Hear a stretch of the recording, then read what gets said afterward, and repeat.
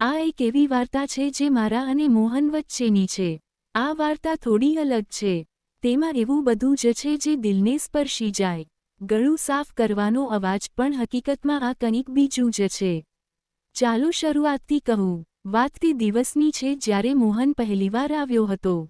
હું ઘરે એકલી હતી. સવારનો સમય હતો. મેં હળવું નાઇટી પહેર્યું હતું. પેલું સફેદ, જે સૂર્યપ્રકાશમાં થોડું પારદર્શક લાગે છે.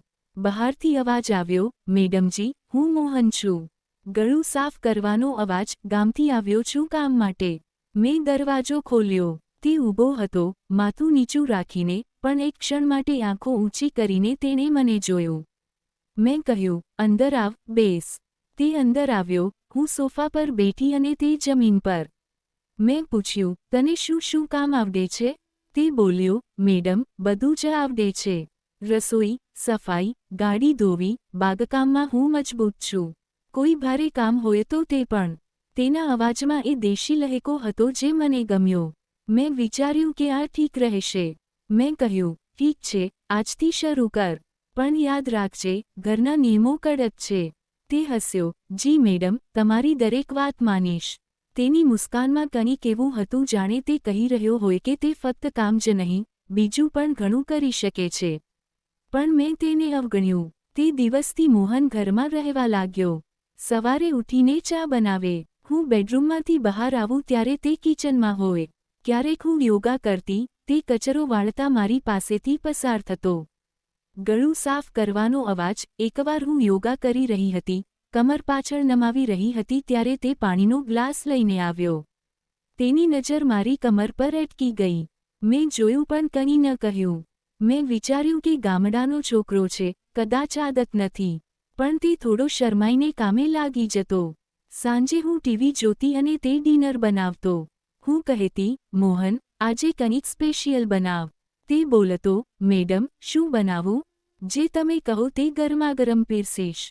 તેના શબ્દોમાં મને કંઈક અલગ લાગતું, જાણે, ગરમાગરમ કહીને તે કોઈ બીજો ઇશારો કરી રહ્યો હોય.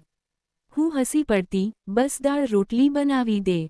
પણ દિલમાં વિચારતી કે તે શું વિચારી રહ્યો હશે? શું તે મને તેવી નજરે જુએ છે? ખેર, હું માલિકણ છું, તે નોકર, પણ માણસ તો બંને છીએ ને. ધીરે ધીરે દિવસો વીતતા ગયા. એક સવારે હું ઉઠીને બાથરૂમમાં નહાતી હતી. દરવાજો બંધ હતો પણ બહારથી મોહનનો અવાજ આવ્યો, મેડમ, ચા મૂકી દઉં? મેં કહ્યું, હા. ગળું સાફ કરવાનો અવાજ, બેડ પર મૂકી દે.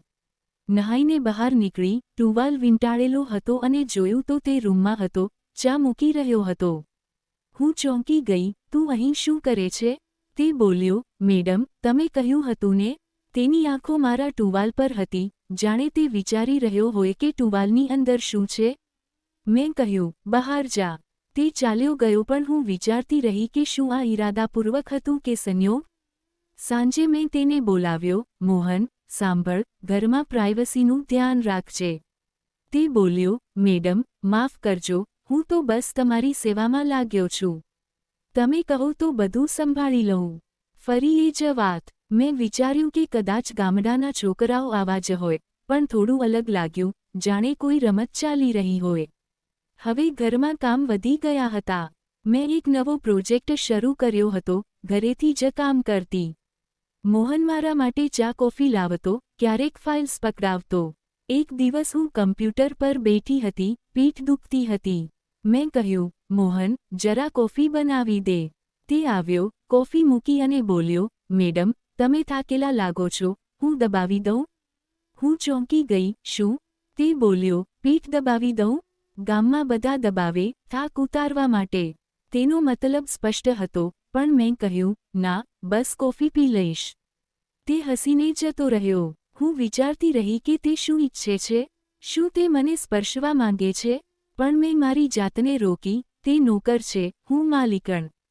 પણ રાત્રે સૂતી વખતે વિચારતી કે જો તે દબાવત તો કેવું લાગત? બસ વિચાર, બીજું કંઈ નહીં. પછી એક દિવસ કંઈક અનોખું બન્યું. હું ઘરની પાછળના બગીચામાં હતી, જ્યાં મેં એક નાનો સ્વિમિંગ પૂલ બનાવડાવ્યો છે. તે છુપાયેલો છે, ફક્ત હું જ વાપરું છું. હું સ્વિમસૂટમાં હતી, પાણીમાં ડૂબકી મારી રહી હતી. મોહનને ખબર નહોતી કે હું ત્યાં છું. તે બગીચો સાફ કરવા આવ્યો અને મને જોઈ ગયો. હું પાણીમાંથી બહાર નીકળી, તે ત્યાં જ ઊભો હતો, આંખો પહોળી થઈ ગઈ હતી. મેં કહ્યું, શું જોઈ રહ્યો છે? તે બોલ્યો, મેડમ, સોરી. હું તો બસ સાફ કરવા આવ્યો હતો. તમે કેટલી સુંદર લાગો છો પાણીમાં, જાણે કોઈ જળપરી. તેના શબ્દોમાં વખાણ હતા, પણ નજર મારા ભીના શરીર પર હતી. મેં ટુવાલ લીધો, વીંટાળ્યો અને કહ્યું, જા, કામ કર. પણ અંદરથી થોડું શરમાઈ, થોડું સારું લાગ્યું. શું તે મને ચાહે છે કે બસ જોઈ રહ્યો છે? સાંજે મેં તેને બોલાવ્યો, મોહન, એ પુલ સાફ રાખજે, પણ જ્યારે હું ત્યાં હોઉં ત્યારે આવતો નહીં. તે બોલ્યો, મેડમ, તમારી દરેક વસ્તુની દેખભાળ કરીશ, પછી ભલે તે પુલ હોય કે બીજું કંઈ. ફરી એ જ ઇશારો. હું હસી પડી, પણ વિચારતી રહી કે આ જિંદગી ક્યાં જઈ રહી છે. દિવસો વીતતા ગયા અને મોહન સાથે વાતો વધવા લાગી. રાત્રે હું ડિનર કરતી તે પીરસતો. હું પૂછતી, મોહન, ગામમાં શું કરતો હતો? તે કહેતો, મેડમ, ખેતરમાં કામ, પણ ત્યાં છોકરીઓ ઓછી હતી. અહીં તમારા જેવી કોઈ નથી. હું કહેતી, એટલે? તે બોલ્યો, તમારી જેમ સુંદર, અમીર. અને તમારી વાત કરવાની રીત. હું તો બસ તમારી સેવામાં ખુશ છું. તેના શબ્દોમાં એ છુપાયેલું આકર્ષણ લાગતું. હું વિચારતી કે કદાચ તે મસ્તી કરી રહ્યો છે, પણ હું જવાબ આપતી, બસ કામ પર ધ્યાન આપ. પણ રાત્રે બેડ પર લેટીને વિચારતી, જો તે નજીક આવે તો. બસ ફેન્ટસી, બીજું કંઈ નહીં. એકવાર ઘરમાં પાર્ટી હતી, મારા મિત્રો હતા. મોહન પીરસી રહ્યો હતો. મારી એક દોસ્તને કહ્યું, કાવ્યા, તારો નોકર કેટલો હેન્ડસમ છે. હું હસી, પણ મોહને સાંભળી લીધું. પછી તે બોલ્યો, મેડમ, તમારી દોસ્તને શું કહ્યું? મેં કહ્યું, કંઈ નહીં. તે બોલ્યો, હું જાણું છું કે હું સારો લાગું છું, પણ તમે તો મારાથી પણ વધુ સુંદર છો.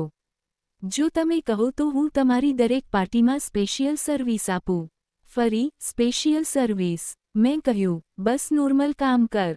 પણ પાર્ટી પછી જ્યારે બધા જતા રહ્યા, હું થાકેલી સોફા પર લેટી હતી. મોહન આવ્યો, મેડમ, પગ દબાવી દઉં? મેં ના પાડી, પણ વિચારતી રહી કે કેમ ના પાડી? શું ડર હતો કે કંઈક થઈ જશે? પછી એક અનોખો સીન થયો. હું ઘરના સ્ટોરરૂમમાં હતી, જૂની વસ્તુઓ જોઈ રહી હતી.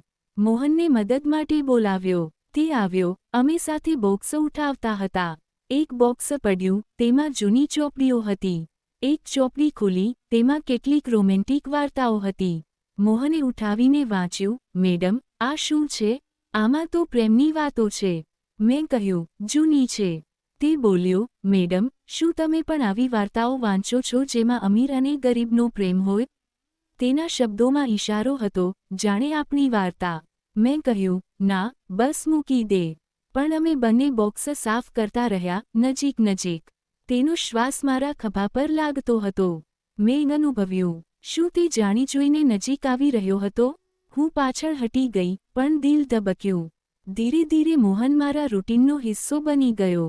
સવારે તે મને જગાડતો નહીં, પણ ચાની ખુશ્બુ મને જગાડતી. હું નાસ્તો કરતી તે જોતો. એક દિવસ મેં કહ્યું, મોહન, આજે હું ઘરે જ છું, કંઈક નવું ટ્રાય કર ખાવામાં. તે બોલ્યો, મેડમ, શું ટ્રાય કરું? કંઈક તીખું, મીઠું કે પછી એવું કંઈક જે દિલને સ્પર્શી જાય? ફરી એ જ. મેં કહ્યું, બસ સલાડ બનાવી દે. પણ ખાતી વખતે તે પાસે ઊભો રહેતો, જાણે મારી પ્રશંસાની રાહ જોતો હોય. હું કહેતી, સરસ છે. તે હસતો, મેડમ, તમારી પ્રશંસાથી તો વધુ સરસ લાગે છે. હું વિચારતી, આ છોકરો શું ઈચ્છે છે? એક રાત કંઈક થયું. હું બેડરૂમમાં હતી, ચોપડી વાંચતી હતી. મોહન આવ્યો, મેડમ, દૂધ લાવ્યો છું. મેં લીધું પણ ગ્લાસ પડી ગયો. દૂધ મારી નાઈટી પર પડ્યું. હું ચોંકી ગઈ. તે બોલ્યો, સોરી મેડમ, હું સાફ કરી દઉં? તેની આંખો મારી છાતી પર હતી જ્યાં દૂધ પડ્યું હતું. મેં કહ્યું, ના, હું કરી લઈશ. તે ચાલ્યો ગયો. પણ હું વિચારતી રહી કે શું તેણે જાણી જોઈને દૂધ પાડ્યું કે ભૂલથી? તે દૂધ મારા પર પડ્યું. આખી રાત ઊંઘ ન આવી. વિચારતી રહી કે જો તે સાફ કરત તો શું થાત? પણ કંઈ ન થયું. બસ દિવસો એમ જ ચાલતા રહ્યા. મોહન હવે વધુ વાતો કરવા લાગ્યો. તે ગામની વાર્તાઓ કહેતો, પણ હંમેશા મજાક કરીને, જેમ કે, મેડમ, ગામમાં એક અમીર સ્ત્રી હતી, તેનો નોકર તેને પસંદ આવી ગયો હતો. હું પૂછતી, પછી? તે બોલ્યો, પછી શું? તેણે લગ્ન કરી લીધા, પણ રિયલ લાઈફમાં આવું નથી થતું. હું હસતી, પણ વિચારતી કે શું તે સંકેત આપી રહ્યો છે? હું પણ ક્યારેક મજાક કરતી, મોહન, તારી કોઈ ગર્લફ્રેન્ડ છે? તે બોલ્યો, ના મેડમ, તમારા જેવી કોઈ મળી નથી. પછી એક દિવસ ઘરમાં ફિટનેસ મશીન આવ્યું. મોહને ઇન્સ્ટોલ કર્યું. હું વાપરતી હતી, તે જોઈ રહ્યો હતો. બોલ્યો, મેડમ, યોગ્ય રીતે કરો. હું બતાવું? મેં કહ્યું, બતાવો. તે નજીક આવ્યો. મારા હાથ પકડ્યા અને ગાઈડ કર્યું. તેનો સ્પર્શ પહેલીવાર હતો, પણ ફક્ત હાથ પર. મેં એ ગરમી અનુભવી, પણ પાછળ હટી ગઈ. બોલી, બસ, સમજાઈ ગયું. પણ દિલમાં ગડમથલ થઈ ગઈ. આ શરૂઆત છે. પણ ના, તે જતો રહ્યો. ધીરે ધીરે મોહન મારા માટે જરૂરી બની ગયો. કામ સિવાય પણ વાતો. એક દિવસ હું ઉદાસ હતી.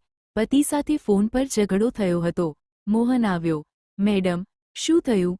મેં થોડું જણાવ્યું. તે બોલ્યો, મેડમ, તમે આટલા સારા છો. કોઈ તમને દુઃખ આપે તો એ ખોટું છે. હું તો હંમેશા તમારી સાથે છું. તેના શબ્દોમાં કાળજી હતી, પણ થોડો અધિકાર પણ. મેં કહ્યું, થેન્ક્સ મોહન. પણ રાત્રે વિચારતી, શું તે પ્રેમ કરે છે કે બસ આકર્ષણ છે? હવે વાર્તામાં મજા આવે છે. એક દિવસ મોહને કહ્યું, મેડમ,